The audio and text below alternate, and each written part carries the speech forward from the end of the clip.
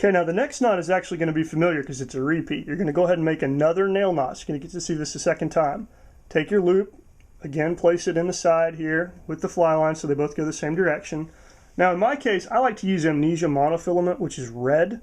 It does a good job of not holding a kink. And secondly, Amnesia is really easy to see, so it kind of makes a de facto strike indicator at times. So once again, you're going to take the end here, and you want to probably have about a foot because you're going to need the rest of it.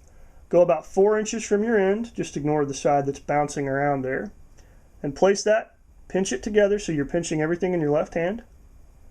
Then you're going to take the bottom tag end, and you're going to go up and over 5 times. 1, this can be a little tricky because Amnesia likes to jump around.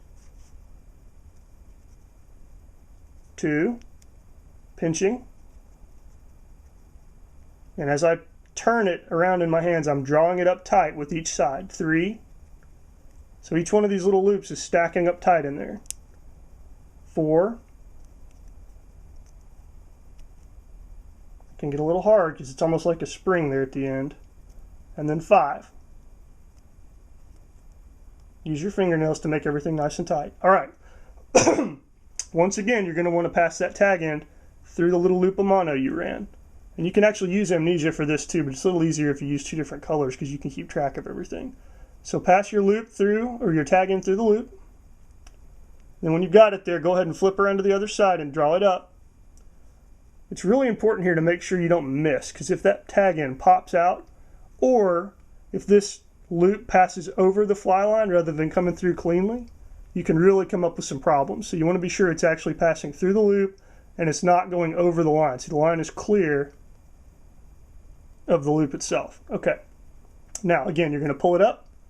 You're going to look at the other side and tighten with this hand, tightening with the right hand, and then you're going to go ahead and just pull it out. So we're going to make kind of a quick pull in order to make it slide quickly. Yank. All right. Now, if you did it right, and I did, you should see that loop sticking out, and hopefully the knot won't have untangled too badly. And this one did okay. Sometimes they'll unsort themselves pretty bad, and you just have to use your fingernails to pop them back together. So go ahead and pull the tag all the way out if it didn't pass through the first time. And then, to make sure it sets up properly, use your fingernails to guide it into position as you pull. And you may need to use your teeth on this one because these can be a little hard to set up. I'm going to go ahead and slide this over here and use my teeth. All right, I've yanked and I've tugged. I've blown your house down. All right, that's a nice even knot.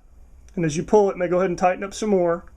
Make sure it sets really clean and firm. Now these are trout, so we're not talking about tarpon, but you want it to go ahead and bite into the line.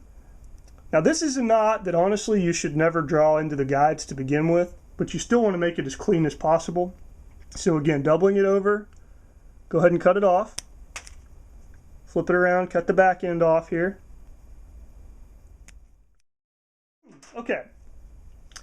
Now you have a nice, even Amnesia monofilament to fly line connection.